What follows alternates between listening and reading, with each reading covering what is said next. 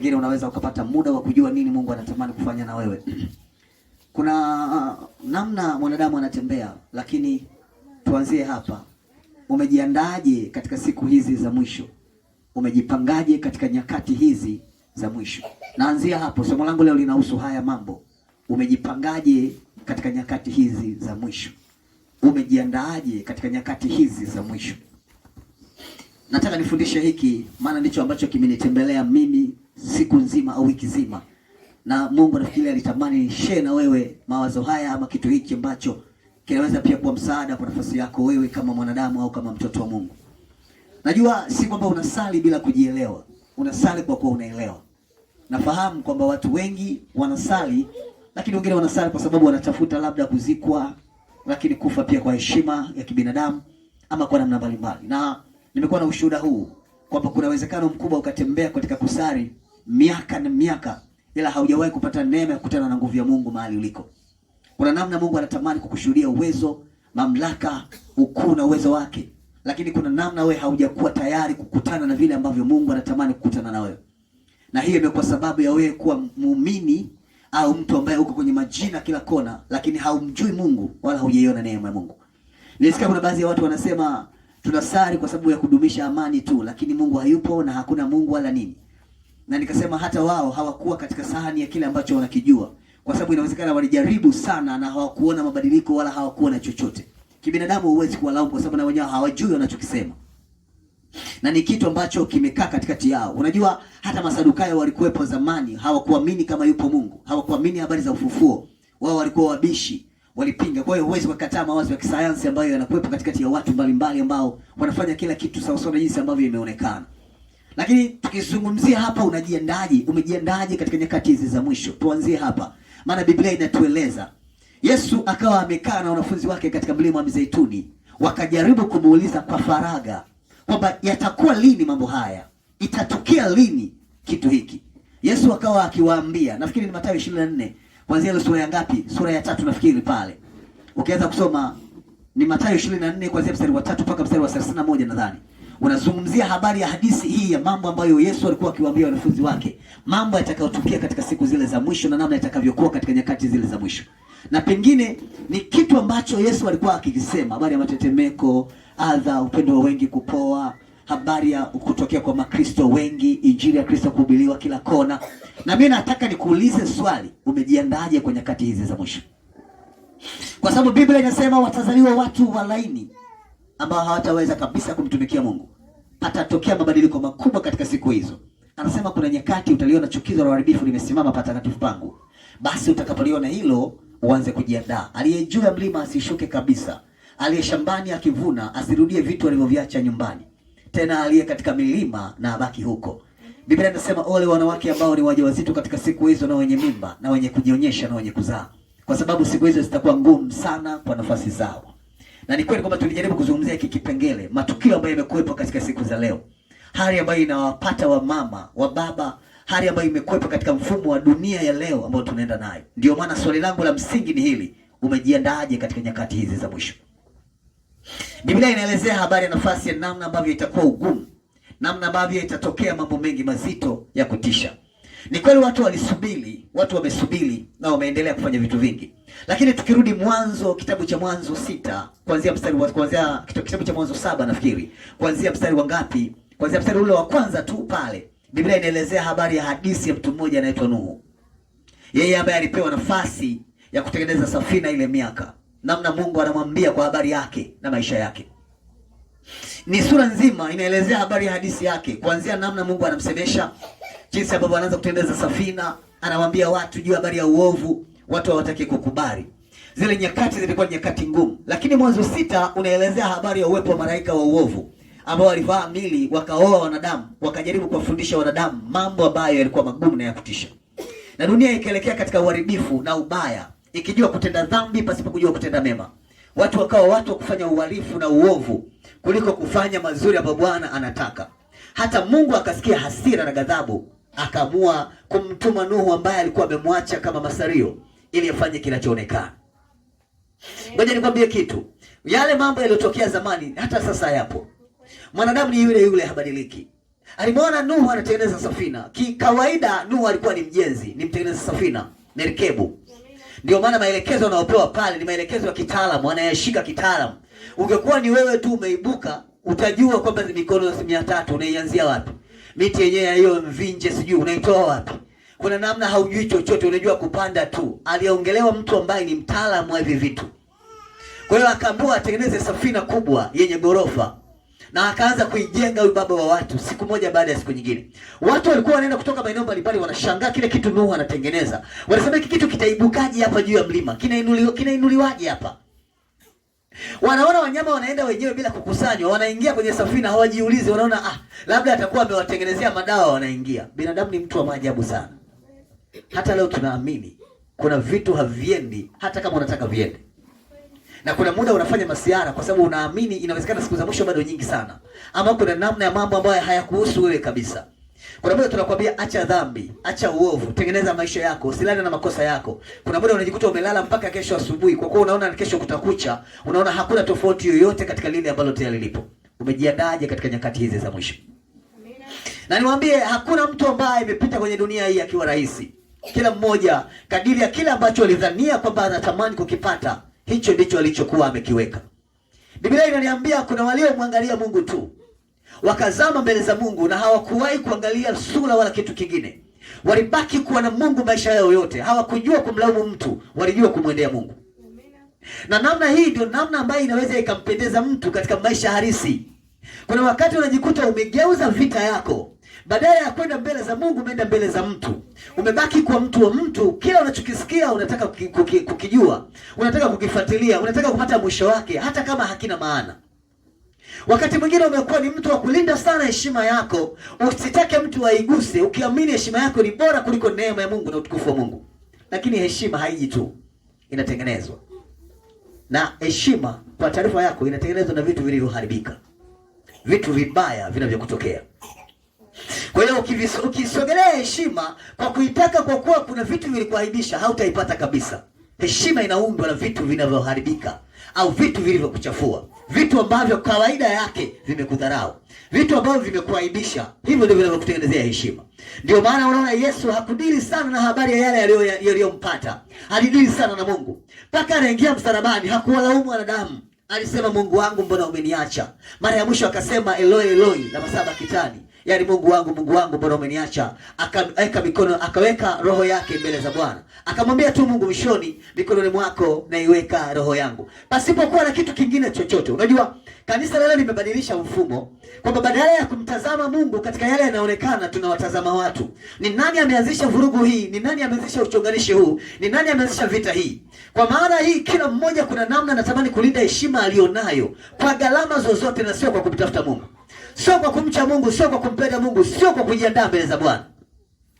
Lakini nataka nikusimulia hadithi hizi ambazo zinahusu watu wa Mungu zamani. Sio mambo hayo tu ya Nuhu, lakini kulikuwa na kitu kinaitwa Sodoma na Gomora. Zamani kabisa zile za Ibrahim. Wakati wameachana na ndugu yake Rutu, alielekea kwenye nchi moja inaitwa nchi ya Sodoma na Gomora, kule yale maeneo. Akaketi kule. Akakaa huko miaka mingi. Akaangalia uovu na mambo yanayotendeka kwenye ile nchi. Leo unaona nini machoni pako? Leo unatazama nini? Leo unajifunza nini? Unajua Biblia inasema katika wale wenye kumcha Mungu kuna wale watakao kuwa na bidii sana katika kumwangalia Mungu, na wenye kutenda uovu watazidi sana kutenda uovu bila kumwangalia Mungu. Kwa maana unapambana na watu ambao ndani yao hawana roho kabisa ya Mungu, na hutakiwi kufanya kama wanavyofanya wao. Hii sio historia wala sio sheria ya leo tu. Hata zamani ilikuwa hivyo. Maana Biblia inasema pakatokea mbiu katika zamani zile za Rutu. Wakaambiwa wasiwakaribishe wageni wala wasiwaweke watu katika nchi ile. Lakini Rutu hakuwahi kuacha kutenda wema, maana ni asiri yake. Mtu wa Mungu hafundishwi cha kufanya, anafanya maana ni asiri yake. Ukiwa na roho ya Mungu, unajua kabisa ubaya ni dhambi, au utafundishwa. Kama Biblia inavyosema, sitawafundisha sitawatumia walimu tena, mtajifunza kwa neno langu. Na mimi nitakuwa mwalimu wenu katika kila kitu ambacho tayari kipo. Lakini uko tayari? Umejiandaa kukabiliana na hali hii ambayo Mungu anasema katika maisha haya ya siku hizi za mwisho? Kuna wakati anayekusababisha ukosee ni mume wako, anayekusababisha ukosee ni mke wako, anayekusababisha ukosee ni watoto wako, wanayekusababisha ukosee ni walimu wako, ni wafundishaji wako. Lakini usije ukatenda dhambi kwa sababu kuna mtu mkubwa amekuwa mbele yako. Kwa maana sheria na kanuni ya Mungu inasema lazima ufanye sawa sawa na jinsi Mungu anataka ufanye. Lakini kwani ninyi mmeishi katika maisha magumu sana kuliko walioishi wengine? Sio kweli. Kuna watu walioishi kwenye nchi ya Sodoma na Gomora. Lakini turudi hapa mbele, tuangalie kitabu cha Danieli kule mbele. Tuangalie namna Danieli na kina Shadraka na kina Meshaki wanavyoishi katika nchi ya ugeni, yani nchi ya Babeli, na maisha yao. Wakikuta sheria kali, wakikuta kanuni kali, utaratibu mkali, wakikuta maabudu makali na miungu mikali. Lakini hawakuwahi kubadilika. Walifanya sawa sawa na Mungu anataka wafanye nini. Umejiandaje katika nyakati hizi za mwisho? Tunazungumzia hiki kitu. Umejipangaje? Kwa sababu usizani utatembea rahisi unavyofikiri. Usizani. Kama umeweka kwamba maisha ya kiroho yatakuwa laini, ndio maana unafeli. Haujajiandaa vizuri.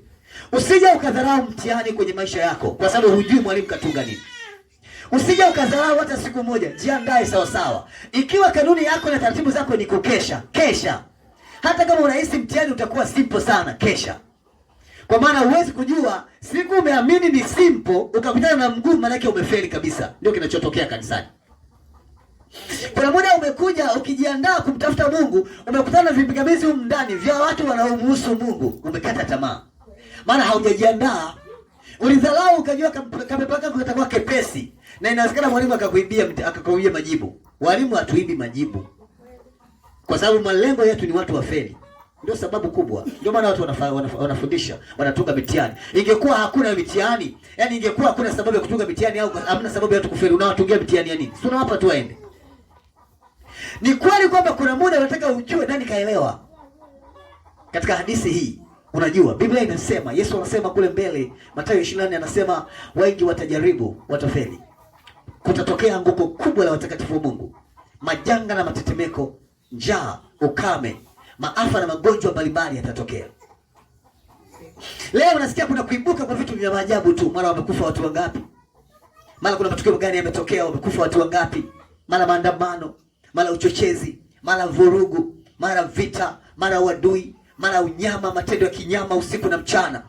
Wakati mwingine vyombo vya dola vinajaribu kwa namna vinavyojaribu, bado wanachemka kwa nafasi hizi. Yanatokea matukio mapya ambayo hata wao hawayajui yameanzia wapi. Mpaka wakaweza kufanya upelelezi na matukio yameisha. Kuna mambo yanaendelea duniani yaliyo makubwa sana.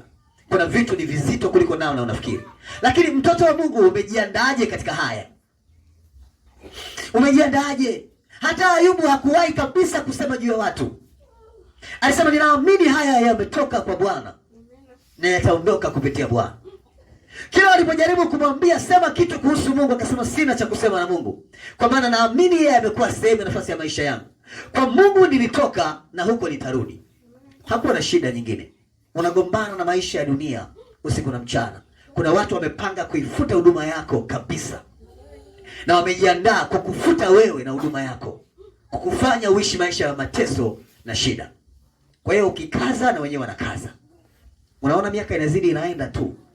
Kuna vitu unatamani kuviona, unaona haiwezekani. Kuna namna umekuwa ukihuzunika. Pale unapoguswa kwenye uchumi wako, maisha yako, unalala siku nzima hauna amani. Ila siku umetenda dhambi, burudani unalala mpaka asubuhi, wala haujisikii vibaya, utaomba toba kesho. Umeguswa kwenye kamtaji kako kamefilisika, hauna usingizi, kila ukiguswa hadi watoto wako umekuwa mkali. Ukitenda dhambi wala sio mkali. Unalala vizuri kabisa burudani kwamba mchungaji ataniombea kesho. Nitatubu, mimi ni mwanadamu, udhaifu niliumbiwa. Sawa. Sisi hatuoni shida, ni sawa. Lakini uliwahi kufikiri kwamba hiyo siku umekosea ndio siku Yesu anakuja? Itakuwaje kwako? Je, ni mmoja wa watu walioandaliwa kwa ajili ya siku njema? Ama ni mmoja wa watu walioandaliwa katika siku mbaya? Nilikuwa naongea na rafiki yangu mmoja. Nikamwambia ngoja nikwambie kitu. Ukikaa mahali pa mstari wa Mungu, mahali pa mstari wa Mungu kabisa, Shetani akajaribu kufanya mbinu zake zote akakushindwa. Yuko tayari kukupa utajiri wote unaotaka duniani, ikiwa tu anataka wewe uanguke. Atakupa chochote unachokitaka duniani, hapa chochote unachokitaka duniani. Kama ambavyo anasema, ili mradi wewe uache unachokifanya.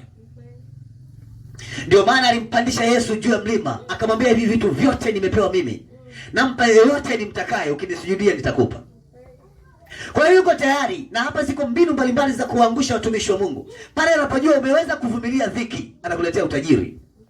Kuna muda sio kwamba kila utajiri unatoka kwa Bwana, maana utajiri wa Bwana una heshima. Utajiri uliopewa wewe ni utajiri wa dharau. Kuna muda hauwezi kubeba nafasi ya kile ulichokibeba, ndio tofauti. Lakini waliopewa utajiri wa Bwana walijua kuvumilia, walijua kuishi kwa nidhamu, na walimheshimu kila mtu na kumpenda kila mtu pasipo nafasi ya maneno na vitu. Hapa nafikiri tunaelewana. Utajiri unaopewa ni utajiri wa kudharau, utajiri wa kupunguza neema, utajiri wa kupunguza upendo, utajiri wa kudharau na kufanya vitu ambavyo inawezekana muda mwingine hata wewe tukikufanyia utahuzunika. Ndio maana nasema kanisa la Mungu, umejiandaa? Unajua usije ukasema sijawahi kukuambia hili. Umejiandaa? Kuna muda umepewa bize nyingi, umefanikiwa. Umepewa matatizo na magumu mazito, umefanikiwa. Inakuja pesa mbele yako. Kwa sababu maombi ya watu wengi ni kuangalia. Jiangalie sana. Jitazame. Jipime. Niliona huduma za watu wengi zikivurugika, zikiharibika, nyingine zikipaishwa, zikiondolewa kwa sababu ya misingi ambayo tayari imetengenezwa. Shetani yuko tayari kufanya chochote unachokijua, ikiwa tu utakubali kuacha unachofanya. Ikiwa hicho kitu unachokifanya kinamhusu Mungu, yuko tayari kufanya chochote, sio kwa namna nyingine. Lakini dunia iko katika mipango na ulimwengu huko katika nafasi ya kuwadhibiti watu wa Mungu. Ndio maana tuko hapa leo, kwamba tayari ulimwengu unakoelekea ni kuwadhibiti watu wa Mungu. Umejiandaa wewe? Wewe unalala, unasinzia, yako mataifa makubwa, majeshi makubwa yanaandaliwa. Usiku na mchana kuna maelfu ya wanadamu wanamtukuza shetani, ambao wametumwa kazi, kila mmoja ana ajenda yake inayokuhusu wewe. Na siku zinakuja watajidhihirisha machoni, kwa sababu wao ndio wenye nafasi ya kumiliki kila ambacho unakiona duniani. Ndio maana Biblia inaelezea kule nyuma, watafanya mashindano na watakatifu wa Mungu na watawashinda. Ili haya maneno yenyewe hamyasomagi, kwa sababu unajua hata mkisoma hamna ufahamu. Unasoma unasema hiki kitu kina maana gani au kitakuwaje, kwa sababu hauamini. Lakini kuna jeshi kubwa la wanadamu linaandaliwa leo kwa ajili ya kudhibiti watu wote wanaoitwa watu wa Mungu, na kila kitu kitakuwa under control. Sijui katika siku hizo utakuwa wapi. Nataka nielezee habari ya siku za mwisho. Umebaki unagombana na mwenzako, hautengenezi njia zako. Umebaki kazi ni kusema wengine, hauangalii madhaifu yako. Hauna muda wa kufanya vitu vinavyokuhusu, una muda wa kufanya vitu vya watu wengine. Hii dunia sivyo ilivyo. Sivyo ilivyo. Hatukupe muda wa kumjadili mtu mwingine wakati wewe mwenyewe una madhaifu yako. Jadili kwanza madhaifu yako, pigana na unyonge ulio nao wewe, ndio ukapigana na unyonge wa mtu mwingine. Huwezi ukaudhibiti unyonge wa mtu mwingine wakati unyonge bado unao wewe.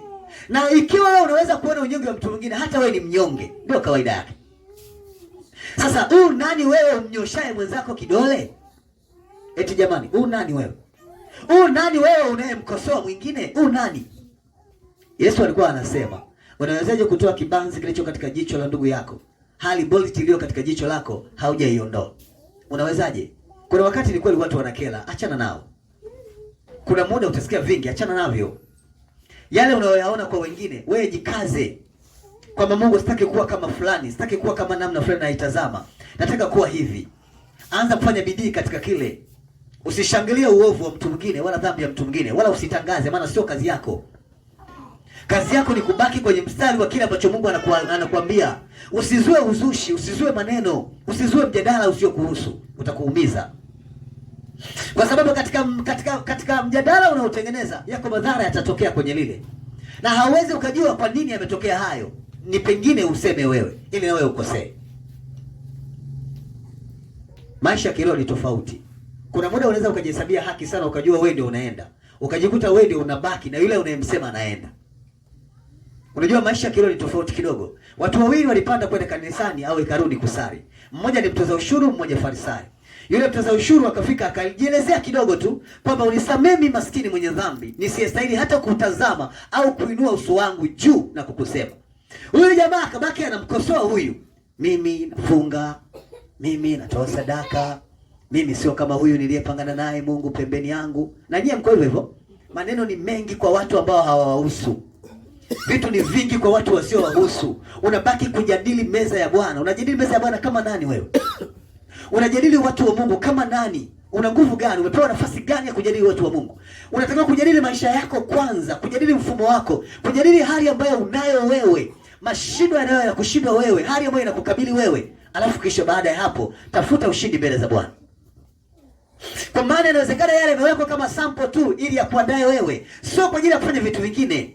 Namna nyingine tumekuwa tofauti sana. Kanisa leo tumekuwa tofauti, kwa watu wana hasira, wana ghadhabu, hawana utulivu. Mtu kitu kidogo tu amepaniki, ameenda juu, hawezi kustahimili hata kujicontrol mwenyewe. Unaenda mbinguni kweli wewe? Mbinguni kuna watu wa hivyo? Wewe uliona mbinguni kuna watu wa namna hiyo? Kule mbinguni kuna lulu, kuna milango ya dhahabu. Sasa ukichanganyikiwa kule unaenda wapi? Tubaki tu huku, baki tu huku. Yaani hakuna sababu ya kwenda popote. Maana kwanza hauwezi kujicontrol.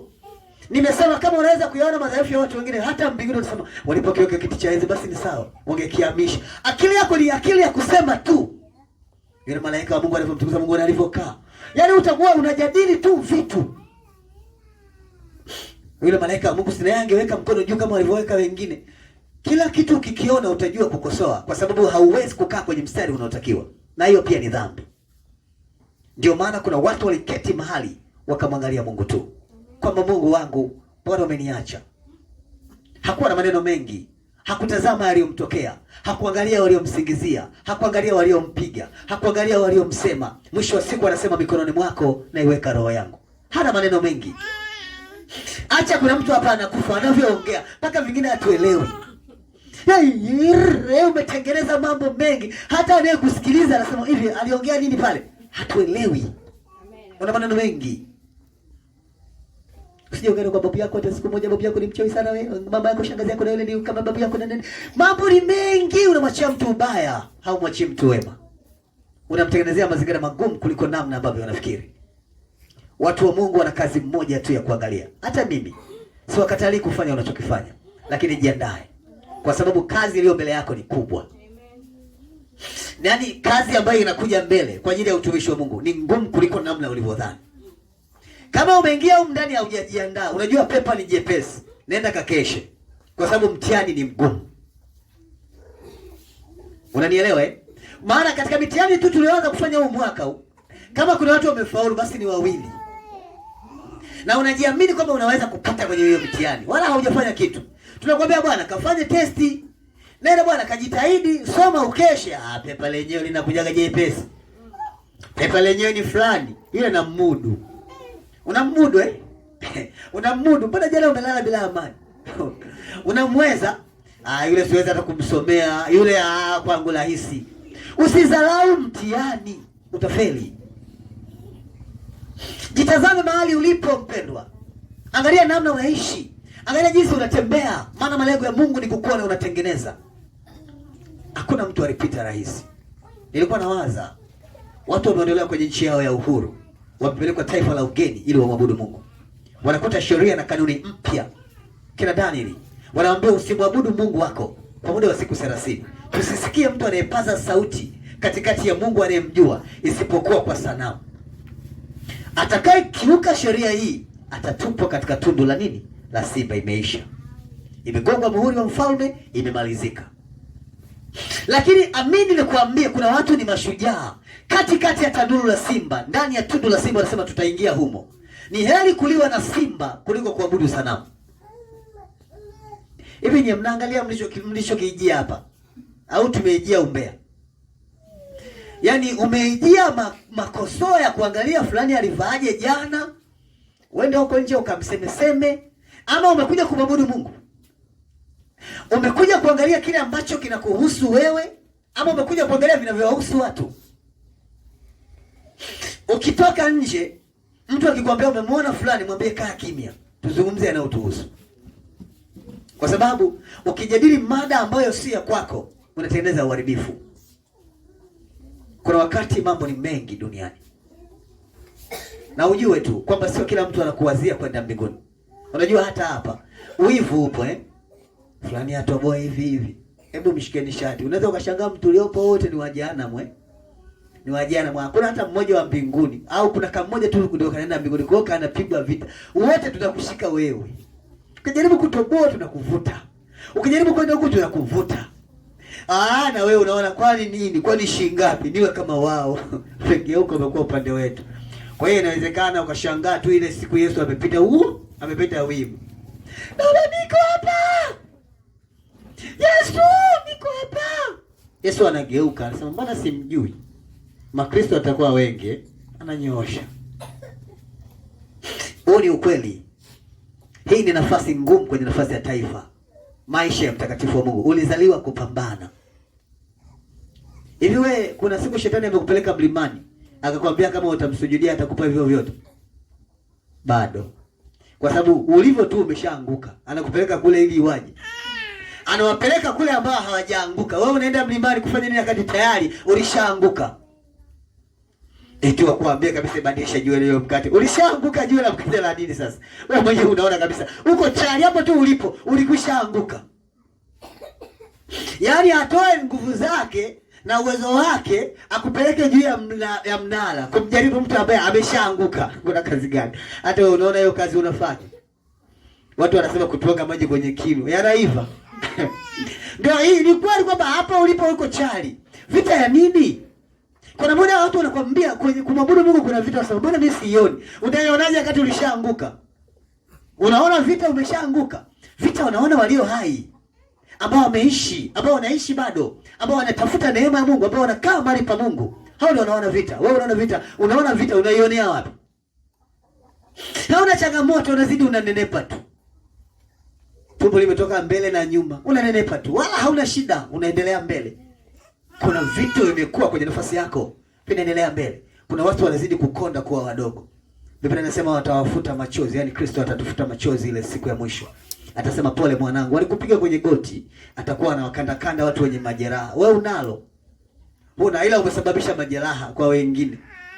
Una lungu la siri, unapiga kila unayempiga anasema sitakuja kumsahau. Yaani hutosaulika. Na umegonga wengi, hata ndani umewapiga wengi. Na unawatungua, lungu umeshaliweka kwenye mfuko wa nyuma. Hawalioni. Usitembee na huyo, atakuumiza. Amna, mbona ni mpendwa tu. Katika jina la Yesu anatembea na nini? Atakuumiza huyo, si tunajua na lungu, hautaki kuelewa. Ni kweli kwamba haujakuwa na nguvu, haujakuwa imara, haujaweza kusimama, haujaweza kuimarika, bado kuna mambo mengi ambayo yanakuhusu mahali ulipo. Usijifunze kuishi maisha ya unyonge, ishi maisha yenye ushujaa. Usijifunze kumwacha Mungu, jifunze kumtafuta Mungu. Ndio maana Biblia inaelezea adha na magumu yatakayoonekana. Yesu akawafunulia baadhi ya watu wengi. Ndio maana nilisema mimi leo, umejiandaje na siku hizi za mwisho? Nyakati hizi za mwisho umejipangaje? Kwa sababu viko vitu vingi vitakuja mbele yako. Yataonekana mambo mengi, zitakuja busy. Kuna watu washaota ndoto za ubizi, wamejikuta hawawezi kwenda kanisani, busy zimekuwa nyingi. Ni kweli kwamba unadokoa vipindi, hiki umefika, hiki hujafika, kuna namna hauwezi kabisa. Kwani hayo mambo hamjayaona? Mungu si alikuwa anaonyesha? Unafikiri Mungu alikuwa anakuonyesha ili ufly tu? Anajua mbele yako kuna kudhibitiwa. Na pengine haukusema kitu, ndio maana bado umebaki kuwa mnyonge. Ulidharau mtihani au kukesha. Unanielewa eh? Haujafunga ukaomba. Tunapokuambia vita yako itatoka kwa watoto wako, nasema hawa na wamudu. Na wamudu. Watoto wangu na wamudu. Siku umemshika mtoto wako sababu sasa leo nataka nimpige kipigo kipi ambacho hajawahi kupigwa na mtu yoyote. Unampiga anakufa. Wanakuja wenye mtoto. Ilikuwaje kwaje? Nilimgusa tu na mtuangio, wala sikuwa na maana ndani kwanza. Ukifika pale unasomewa mashtaka ya kuua rasilimali ya taifa. Umeondoa kiumbe wa dunia wa Mungu. Sio wako tena. Na yule sio kiumbe tu wa Mungu, ni kiumbe wa serikali. Mimi nilikuwa namnyoosha, serikali ingemsumbua. Wanasema asiyefunzwa na mamaye atafunzwa na nini? Ulimwengu umeingilia kati. Kwa sababu mama amefunza visivyo sawa. Hatutaelewa machozi yako, mtoto wangu nilimzaa, sina nini, kwa sababu ulimpiga. Tena nakwambia kabisa makusudi. Ili wafundishwe kwa watu wenye tabia kama yake. Ndani miaka 30 na kazi ngumu atafia humo. Alafu shetani anakuwa anakuonyeshia tu pale Bye bye. Haleluya, tutaonana. Imeisha hiyo. Damu ya mtu inakulilia na ndani unakaa. Chezo umeisha. Tulikwambia ukadharau, umedharau pepa. Tayari umekuwa mwepesi, si ndio? Umekushinda. Kuna hali ipo. Usifikiri mwalimu anakutengenezea mtihani mwepesi akiwa anacheka. Kuna muda ameweka mitego midogo midogo. Unashangaa mtu anasema, "Ule nikikosa 90, una 50 tu." Maswali yake yalikuwa yamebadilishwa spelling tu, wala hayana vitu vingi. Vinafanana. Ukadhani majibu ni yale yale, kumbe jibu limebadilishwa. Halina maana ile uliyoijua. Ndio maana tunasema umejiandaaje? Una mambo ya kusemea, una vitu vya kufanya. Kuna wakati unatakiwa kusema juu ya familia yako, lakini kuna muda hauwezi, maana unachoka sana. Kuna muda unatamani kufanya kitu. Nimekwambia ili mbingu ifunguke, inahitaji anayefungua au inafungua. Tena funguo ambayo ni sawa, maana funguo ziko nyingi. Usawa wa vita unaopigana nayo unaanza na maisha ambayo unaanza wewe. Ndio maana adui amejipanga. Hapa bado hamna aliyepelekwa mlimani, hapa hayupo. Juu ya kinala hala aliyeambiwa badilisha juu ya mkate, hayupo. Tukupeleke juu ya mkate, mtoto tu anakuuzi mpaka unalala bila amani. Wewe ili jaribu la nini sasa? Majaribu wanapewa watu ambao wanaelewa, wamejikita kumtafuta Mungu. Ulijiweka mbele za Mungu, kila kitu utamwendea Mungu. Babangu walinisema, wamenizungumzia, lakini mimi nimekubali kuacha. Moyo wangu unauma, lakini sitanena neno kwa ajili ya nafasi yao. Naomba unisaidie. Huyo ndio mtu wa Mungu. Sio nani kanisema twende. Twende. Tumkute huko kwa wewe sokoni au nyumbani, mimi sitasubiri, hili limeniuma sana. Limeniumiza. Twende tukajaribu kujadili ili tumkosoe ukakongo aache. Ya nini? Huyo ndio aliyekuumba. Watu walimrudia Mungu, akamwambia Mungu, ni kweli nimesikia. Nimeumia. Naomba unipe amani. Ni ngumu kustahimili hiki ninachokisikia leo, lakini ni wewe uliruhusu nikisikie. Naomba unisaidie. Huna sababu ya kujadili maisha ya mtu. Wala mtu akikwambia twende, mwambie tuache tu. Inawezekana yuko sahihi. Tumekuwa na kesi ambazo hazina kichwa wala miguu.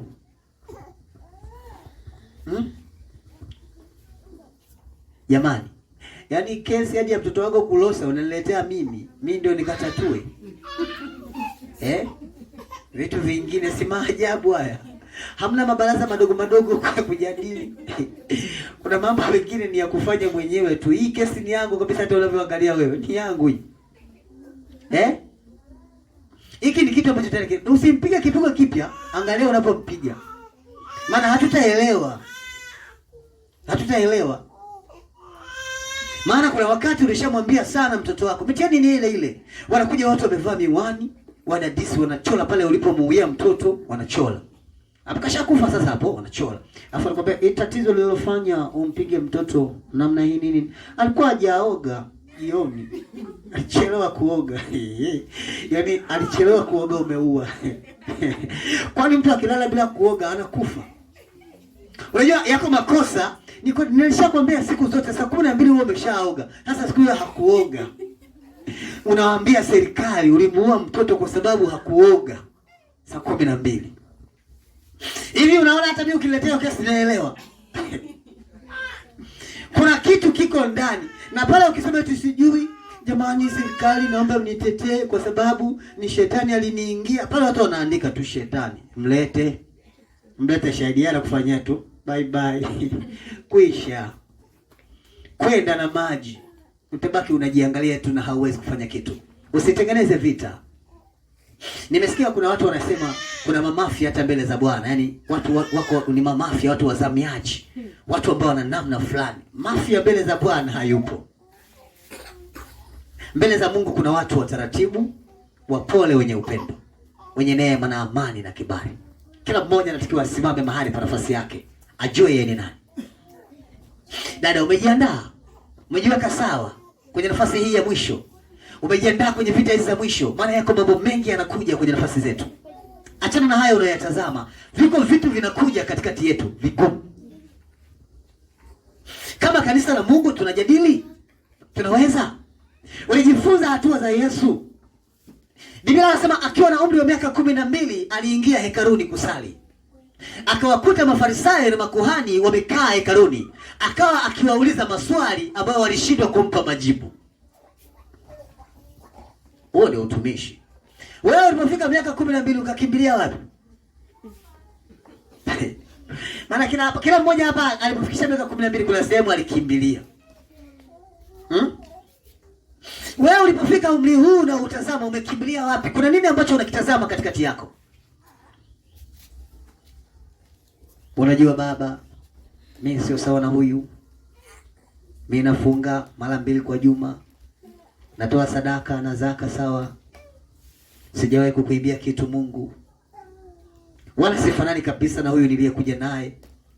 Kama ungeweka kizibo, usinizibia kwa ajili ya huyu niliyekuja naye. Alinilazimisha tu. Mimi sio kwa mpango wake, wala sifanyi kama anayofanya yeye. Mwenzangu ashatubu tayari. Na kibaya zaidi, toba ya rohoni. Jamaa kufunguka. Kwa hiyo unabaki kumnyoshia kidole, mwenzako anatoboa. Unajua kuna mtu alikuwa anasema alifanya kazi kwa baba yake miaka, na mtoto wake au mdogo wake alijaribu kuomba urithi, akaenda nchi za mbali, akafanya uhalifu kwenye zile fedha, akatapanya, akafanya kila kitu kibaya, vikaisha. Akakutana na pigo zito. Baadaye akasema nitarudi kwa baba yangu niwe mfanyakazi, sio tena mwana. Kwa sababu kama wafanyakazi wa baba wanakula na kusaza, basi nitarudi kwa mmoja wa wafanyakazi. Akarudi pale, akawa kama mtu anayepiga magoti. Baba yake alipomuona, akaenda akamchukulia kondoo au ndama au ng'ombe mzuri aliyenona, akamchinja. Akasema mfanyieni sherehe na shangwe, maana mwana mpotevu amefanyeje? Amerudi. Kaka yake hakufurahi kabisa lile tukio. Akasema niko na wewe hapa miaka, hujawahi kunichinjia hata nguruwe. Nimekutumikia kwa vitu vyote, hujawahi kunipongeza hata kwa ndama. Leo kuna hili jizi jambazi lilipola, limeondoka limerudi, unanifanyia sherehe. Hii sio fair baba, hii sio fair. Yaani hata wewe kuna muda unalalamika, si ndivyo? Nimekutumikia Mungu siku nyingi, hata unakuja hapa wanachona baraka wanaenda. Muujiza wa Mungu. Yaani Mungu ana upendeleo. Mungu anakukadiria tu. Lakini Biblia inasema Mungu hakumwangalia yule jamaa, aligeuka akamfuata akamwambia mwanangu, hivi nilivyo navyo vyote ni vyako. Sawa, lakini mbona hujawahi kunichinjia? Yaani swali langu ni kwamba hujawahi kunipongeza, hujawahi hata kunisifia hata mahali pamoja kwamba mimi nafanya vizuri. Unaelewa eh? Yaani hapa kuna makosa yanakuepo. Hii mifano ikusaidie tu ukumbuke.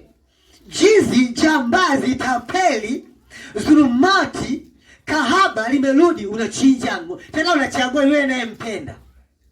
Yaani brother, father hujanifanyia fair. Hii imeniuma sana. Sana imeniuma. Wenzangu wanafanya sherehe amekaa pembeni amejitenga, anasikitika. Wanamshangilia bwana mpotevu amerudi, yeye anaumia. Mbinguni wewe anaenda kweli hata ukiangalia. Maana alitaka kuona mdogo wake akipotelea huko. Tuna maneno mengi sana kwa watu wanaokosea. Kuna muda tunapata muda wa kujadili sana bila kujua Mungu ana kazi nao ipi. Kuna wakati tunakuwa kinyume na namna Mungu anatamani tuwe. Hivi unajua kwamba Biblia inaeleza kwamba kuna mtu mmoja alikuwa tajiri, akaajiri watu tofauti kwa masaa tofauti. Wengine akawaajiri saa 12 asubuhi akawaambia shamba. Wakaja watu saa 6 akapata nao kwa dau lile akawaambia shamba. Wengine wakaja saa 12 muda wa kulipua akapata nao kwa dau lile akawaambia shamba. Muda wametoka wamelipua wote wameweka majembe begani akawalipa sawa. Wale walioamka saa 12 wakasema hii haiwezekani. Yaani bro, sisi tumekuja hapa 12, hawa wamekuja 12 jioni, unawapa kama unavyotupa sisi. Hii haiwezekani. Wakawa wananong'ona. Hata wewe unaona iko sawa. Wakajidai wanajua wakamfuata. Tuongeze. Akasema tulipatanaje? 30,000. Nimewapa shilingi ngapi? 30,000. Mnanidai nini? Kama kiwa naangaliana. Lakini hii haiwezekani. Na hawa pia nilipatana nao 30,000 saa 12 jioni. Wafanye kwa saa moja na walipa 30,000. Mimi ndio mwenye navyo, ninyi nifanyeni mnachotaka. Akasema unajua blaza, unajua sina nini, hauna nidhamu wala heshima. Kuna watu utawakuta mbinguni unataka au hutaki, unawapenda au wapendi, utawakuta. Ndivyo ilivyo. Utawasema na kuwasema lakini kuna muda utawakuta. Ndivyo ilivyo, Mungu ameshaandaa. Hivi unajisikiaje kumuona kuna mtu amekaa mwishoni kafanya ukahaba wote, jioni anataka kufa, sio nitieni pasta. Nitieni pasta. Oh, nakubali unyonge wangu. Tena amenyoosha roho. Oh, Yesu Kristo, nisingetakiwa kuwa wako kabisa. Sema wewe ni wangu. Piga toba pale, anakufa. Jichanganye useme na mimi saa 12 unapitiwa na kingolo fiu. Wewe ondoka wewe. Kuna watu wana hasira, unaenda juu, unapitiwa na samtera. Hatujui hata kichwa kiko wapi, miguu au kutubu. Usijichanganye. Mtu anaweza kumkadiria sana Mungu, lakini Mungu ndiye ana mpango na kila mtu. Ndio maana anasema tengeneza nafasi yako. Unajiandaje nyakati hizi za mwisho? Mpendo wangu, unajiandaje? Wewe ni mwanakwaya, unamwimbia Mungu? Au maneno yamekuzidi umeacha kuimba? Mwanakwaya, unamwimbia Mungu? Au kwaya master amekutafuta umeacha kumwimbia Mungu? Maana yako mambo mengi. Vikwazo vinazaliwa popote ili kuharibu huduma.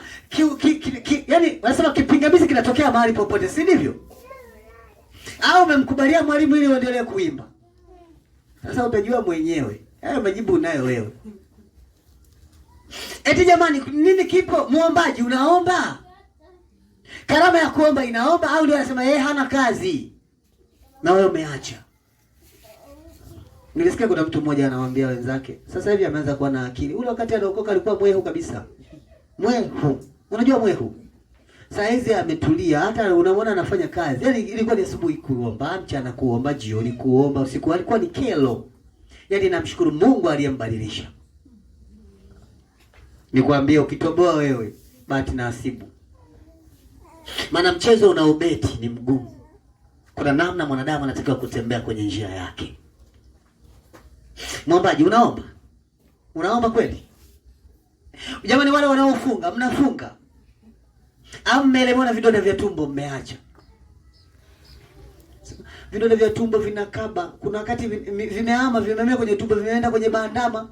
Umeenda kwa daktari anakuambia, tena anavyoona hivi vidonda vimekomaa. Kwa hiyo inabidi wewe unakula. Tena unakula unashiba. Asubuhi tu ukiamka unakula unashiba. Mchana unakula unashiba, na kwa kila siku, yani kwa kutwa unakula hata mara 4. Sawa? Ili uendeleze mfumo wa tumbo lako. Umeacha kufunga. Mtoaji unatoa? Au ndio vita yako imekuzidi pia na wewe? Kwa sababu haujatoa kwa asili, vita imeinuka, umechoka. Anatupa sisi mazembwela. Nani avae mazembwela? Kimekuuma, umeacha. Mtoaji, mjenzi wa kanisa, unajenga? Au kazi yako imesimamia pale pale baada ya Waarabu kuja na waraka? Kazi yako inaendelea, neema ya Mungu inaendelea. Mhubiri, unahubiri ama vita imekuzidi? Jamani, kila mmoja asimame kwenye wakati wake. Utalipwa sawa sawa na kazi uliyoifanya. Si ndivyo? Wanasema faida ya kitu ama ongezeko la kitu linafanana na gharama na nguvu uliyoitoa kwenye kile kitu. Sawa sawa na namna ulivyowekeza kwenye jambo lako, ndio faida yake ilivyo. Umewekeza shingapi? Kwa makosa uliyoyafanya, inawezekana chochote au vyote ulivyowekeza vikaenda. Isionekane faida, badala yake ikazaliwa hasara. Ndio maana tunatakiwa tujue kwamba wajibu wa sisi ni nini na Mungu anataka nini katikati yetu. Umejiandaa? Piga chini maneno, songa mbele. Hakuna jambo litakuja kirahisi katikati yako. Kuwa mtu wa msamaha, hajalishi umetendewa nini. Usikubali kumwadhibu mtu kwa namna yoyote ama kwa kosa lolote. Kuwa mtu mwenye msamaha. Samehe, sahau, ondoka. Kuna wakati yule alikuwa amefanyika kuwa jaribu lako tu. Amefanyika kuwa hazina yako, amefanyika kuwa daraja lako. Hiyo ndio ngazi ya wewe kuonekana mbele za Mungu. Na ndio maana una wajibu wa kutengeneza kinachostahili machoni pa Mungu ili kwenda mbele. Mlezi unalea, lea tu. Lea vile unavyoweza kulea, maana Mungu alikupa ulee. Neema ya Mungu iendelee mbele yako. Baraka za Mungu ziendelee kukua katikati yako. Lakini dhiki na shida ipo. Biblia imesema kwenye Mathayo 24, watawapeleka kwenye mabaraza, watawaua. Wewe ushajaribu hata kushtakiwa kwa ajili ya kumtumikia Mungu? Watu wakapeleka tu hata mashtaka tu. Ushawahi? Hujawahi kabisa. Kwako ishatokea waraka kwamba ni mwiko, ni marufuku watumishi wa Mungu kumtumikia Mungu? Ishatokea? Unashindwa kumtumikia Mungu ukiwa hivyo ulivyo. Na maisha yako yamekuwa magumu kwa sababu huwezi kupiga hatua tena. Nimekwambia haujakesha. Unamuiga genius. Hapana, fulani asomi na anafaulu. Ni yeye, watu wana kichwa. Tulikwambia watu wamesoma, kuna watu wana namna yao. Mitihani sio shida, watu wanatembea, wanaangalia tu mwalimu anavyokuwa anafanya. Kwamba hapa leo tunajifunza topic hii hapa. Jamaa anapiga, unashangaa mwalimu anaenda kusema mwalimu pale sio 6, pale ni 9 na hana daftari. Na wewe unaiga. Wewe ni mpaka uchole, tena uchole kwa kalamu nyekundu ndio viingie. Tunajadili mjadala wa vitu vilivyopo. Unakutana na watu wanajadili mtihani, swali la kwanza mpaka swali la 30 na hawana kitabu wala hawana daftari. Na wanakuambia swali la kwanza jibu lake ni hili, swali la pili jibu lake, wako wawili tu au watatu. Majini na wewe umeiga. Tukikuuliza swali la 9, swali la 9 aulijui, unakaje jibu? Maswali yanakuwa magumu. Wewe kesha baba, mtihani wako ni mgumu, kesha. Inuka mahali uliko, usiangalie mtu mwingine. Umepata shosti saa 12 yuko na wewe, hakupata muda wa kuomba. 12 kama hana kazi za kufanya, ngongongo, shosti yani saizi na kuwaza wewe. Anakuharibia huduma, wewe unaona vizuri. Anashinda kwako, anakula kwako. Ndivyo ilivyo. Kwani mambo haya yatokee. 12 kama kazi hana, ni sawa. Siku nyingine mkimbie, kutoka saa 11 funga mlango. Ukimpiga mara 2 mara 3 siku ya 4 haji. Si ndio kawaida? Unafanyaje sasa?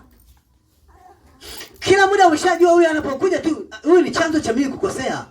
Anaziba huduma yangu, anaziba nafasi yangu, nifanyaje sasa? Kumkimbia mtu sio kosa bana. Inabidi uangalie tu madhara na faida unayoipata kwenye kile ambacho tayari kipo. Binadamu wote wako kwa faida. Kwani nyinyi mmekusanyika mko hasara? Si mnalenga faida nyinyi? Wote nyinyi mnalenga faida, mna jambo lenu. Kila mmoja hapa na siri yake. Kuna mtu anaweza kushangaa mtu analia, machozi yake sio bure. Sio bure. Analilia jambo. Anajua nini analilia ni faida. Si ndivyo ilivyo? Na kawaida binadamu ameumbwa kwa faida. Ukiona mtu ameambatana sana na wewe, kuna kitu anataka kukuomba na anajua hautakataa. Urafiki ni wa bure. Hakuna kitu kama hicho. Eti nakupenda bure. We, nakupenda bure natoka lini? Zamani ndio kuna namna tu walikuwa wanapenda bure, sio leo. Kila unapoenda kwa mtu amejidai ameshikamana na wewe, ukimwomba kitu anakupa. Kuna kitu kikubwa atakuomba kuliko vyote, vitafidia vyote ulivyompa. Na ndio kawaida ya mwanadamu. Hata ninyi ninaamini mna jambo lenu, sio bure hapa. Kabisa kuna jambo lenu. Watu wametega waibe vitu vya mbinguni, wateke. Kuna kuja. Yaani kukaja kijichana kadiosha mlango wa kuingia ndani. Oh, shwa. Kuta hakuna kitu. Una jambo lako, sio bure, ndio ilivyo. Wewe utaacha usingizi kule bure. Jana ulichoka mpaka ukashindwa kugeuka asubuhi huko hapa. Wewe bure tu. Uliona wapi? Hakuna kitu kama hicho kwa binadamu, hajawahi kutokea. Toka zamani haijawahi. Ndio binadamu. Ana uwazi wake. Kuna mtu mwingine saa 12:15 yupo. Mungu anajua kabisa na jambo lake huyo. Kitu chake. Kuna mwingine ameamka kwa kuchelewa sana, naenda hivyo. Yaani sikai, lazima niende. Una jambo lako umeandaa. Ndivyo ilivyo. Kuna muda mimi nilikuwa nimekaa hapa naangalia mtu analia kabisa. Baba, shamba kwa Mungu ni kikubwa. Anataka kitu kikubwa. Na Mungu anagaja akadia sema wewe hebu kaeka makomeo kaongeza makomeo kwa ile mlango. Huyu anaweza kama mwizi huyu. Kwa machozi. Sio bure. Kuna kitu unataka mbele za Bwana. Kuna namna unatamani. Si ndivyo ilivyo eh? Hata wewe una kitu, maana ungekuwa navyo usingekuja. Kuna namna imekuwa kwenye nafasi yako. Kuna watu wana namna wanatembea kwenye mistari fulani. Tajiri anakesha, hakeshi bure, anakesha akiamini iko faida ataipata. Mtafutaji anakesha kwa sababu anaamini iko faida. Kuna wakati lala, unaona ni usiku kwako, pita mtaani uone watu wanakesha. Kuna baadhi ya mitaa kuanzia ile saa 1 asubuhi mpaka saa 1 asubuhi ya kesho, watu wanatembea tu kama kawaida. Wanasema hivi hawa. Huyu naye saa 9 hii saa 8 halali. Unalala una jambo lako, unalala unatafuta faida. Haulali ukiamini faida ipo. Mbele za Mungu tunaweza kupiga hatua, tunaweza. Ikiwa umeamua tu kusimama na Mungu inawezekana. Ikiwa tu umeamua kukaa na Mungu inawezekana. Ikiwa umeamua tu kusimama na Mungu inawezekana. Lakini ni kwa namna gani usimame? Kanisa la Bwana, jitahidi kutafuta neema ya Mungu. Jitahidi kutembea kwenye mstari wa Mungu. Baraka za Mungu zitakuwa kubwa. Tukishindwa kutafuta neema hii, hatutaweza. Tunaongea kila siku, si ndivyo eh? Na haya ni mambo nakukumbusha leo. Nyakati za mwisho. Umejiandaje?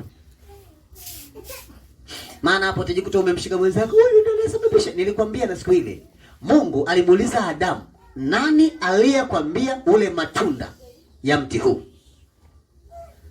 Kaanza unajua Mungu, mimi sikuwa na maana, lakini nilipoletwa na bebi nikajikuta tu nimepokea, nikayagusa, mara nikayala. Yesu wala hakumwangalia, Mungu hakumwangalia tena bebi. Alimuuliza Adamu swali. Akamwambia, kwa kuwa umefanya hivi Adamu, utakula kwa jasho. Utateseka maisha yako wewe. Miti ya miiba na michongoma itaota kwenye kutafuta kwako. Wangapi wanaamini kwamba wanaume ni watu wa kwanza kufa kuliko wanawake? Na takwimu zinasema hivyo, wanaume ni wa kwanza kufa kuliko wanawake. Unafahamu wababa wajane? Eti kwenye maisha yako hata wawili watatu wababa wajane ambao wamefiwa na wake. Watu wengi hata humu ndani watakao tangulia kufa wengi ni wanaume. Wanaume ndio wanakula kwa jasho, miba ya michongoma inachoma macho na pua. Unahitaji kufa mapema. Na ukiona mwanamke ajipendi anabeba zege, atawahi kufa. Kwa sababu zege anabeba mwanaume. Ndivyo ilivyo. Makamanda ni wanaume, ndio wamepewa kazi. Wateseke na mateso yao ni makubwa. Ndivyo ilivyo, kwa sababu hii wanaume wanawahi kufa, ni ukweli. Hata ukipiga hesabu, fanya takwimu hizi, utagundua kitu.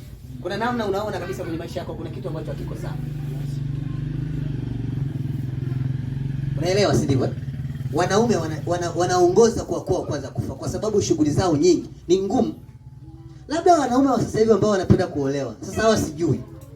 Maana kuna wanaume wameolewa.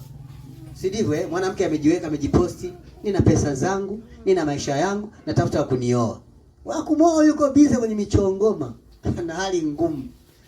Akikaa ni siku ngapi tu amekwenda. Ni ukweli kwamba wanaume wanaongoza kufa, na hasa kwa sababu ya shughuli na mipango ambayo wamebeba. Unajua hiyo ni sababu ya kwanza.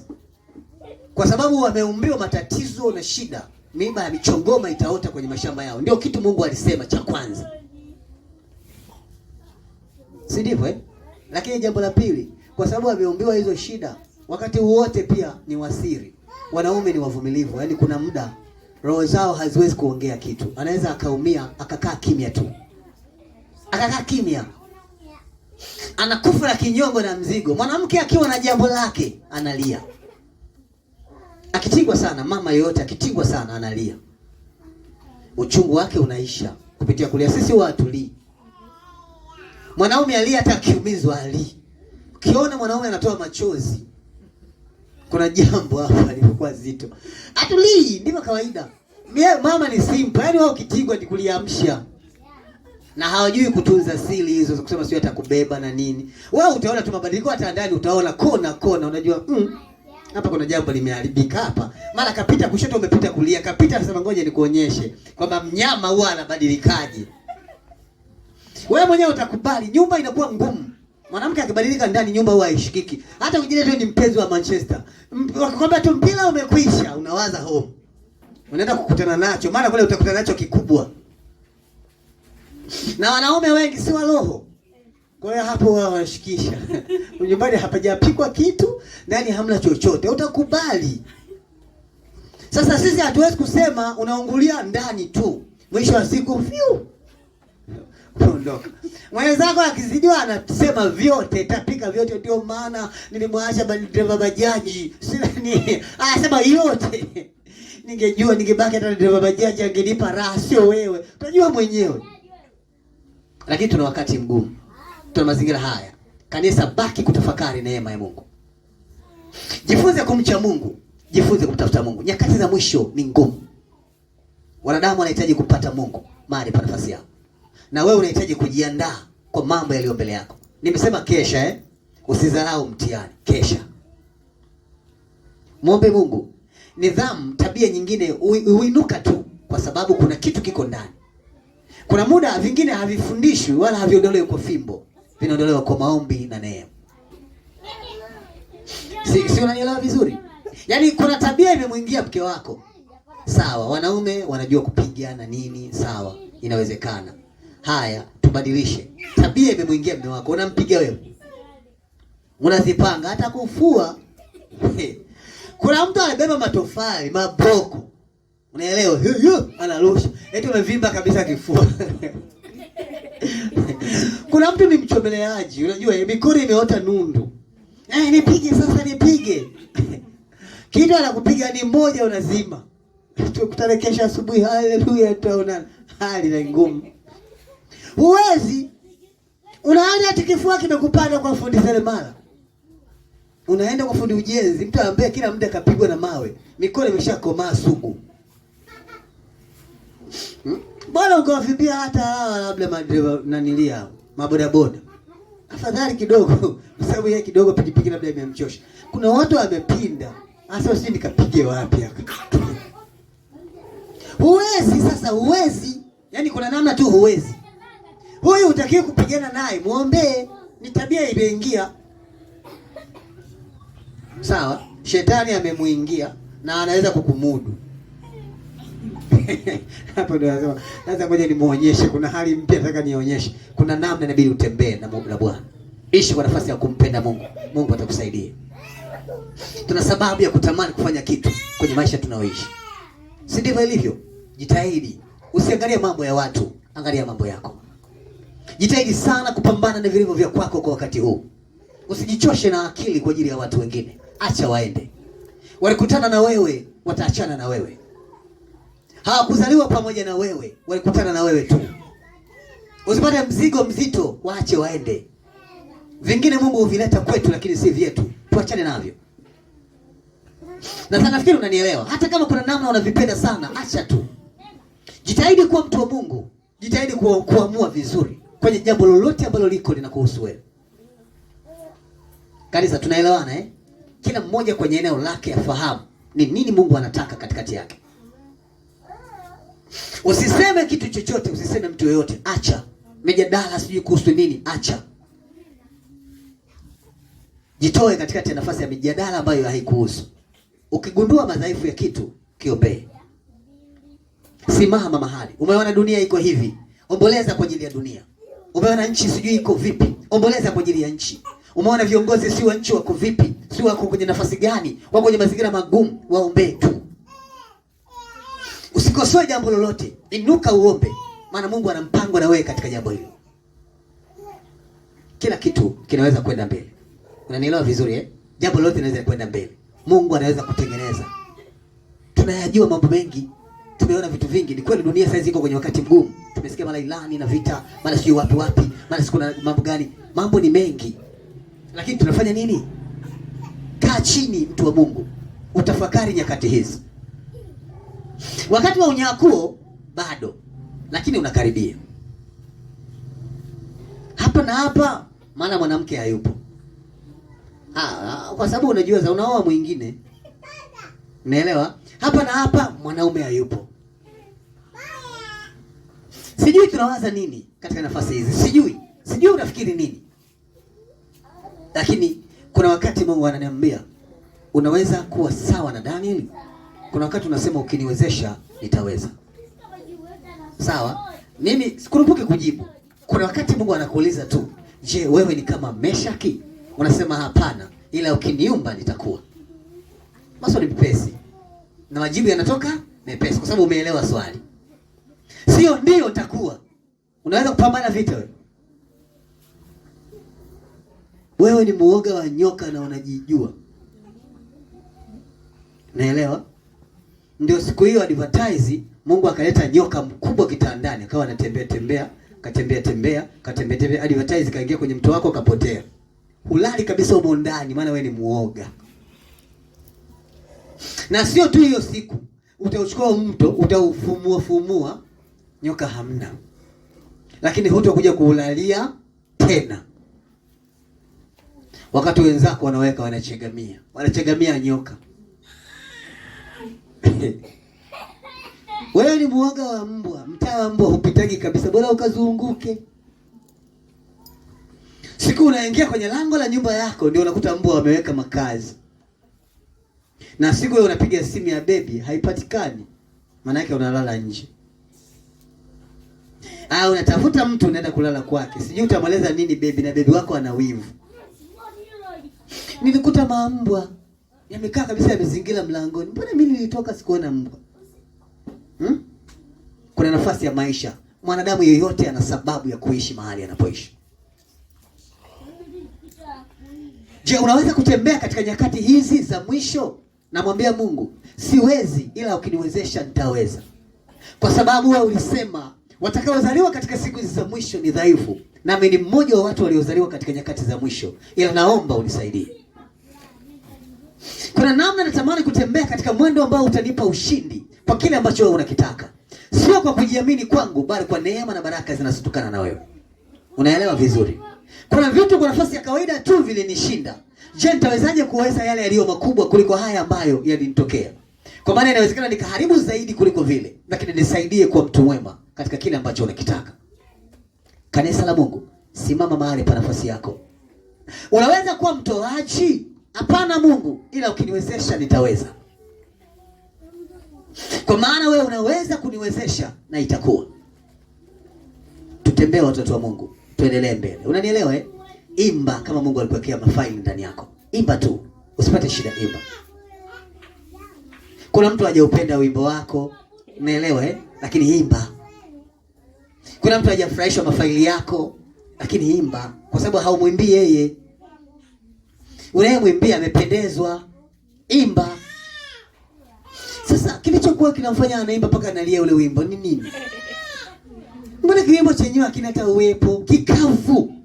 Akawa anatoka kabisa machozi. Yaani kuna watu wengine jamani, ule wimbo ni wako wako wewe. Ni wake yeye anayetoa machozi. Eti ni wako wako. Imba, na ukivisikia usivifuatilie, acha. Nani alisema twende nikamchambe achambike? Ya nini sasa? Ulikuwa hata ukafika pale ukajidai umepaniki. Najua hapendi maneno, akasema ulikuwa unaniambia mimi unamwambia Mungu, utamjibuje? Unamjibuje swala ulienda umepaniki na shahidi wa uongo umeenda naye. Kakwambia ulikuwa unaniambia mimi au unamwambia Mungu, utamjibuje? Hata kama nilikuwa namwambia Mungu, wenyewe watu wengine ni waambea tu. Ukosi majibu mama, ukosi. Weka lingine. Umejiandaa kabisa. Unalao mtakafujo, lazima atengeneze. Ameshaandaa tena majibu yako. Na ukome kabisa kunifuatilia.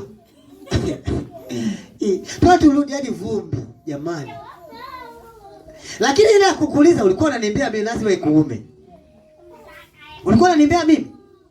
Acha mimi nipate uwepo wako wa nini? Mimi nilikuwa mkavu kama nyimbo ilivyo kavu.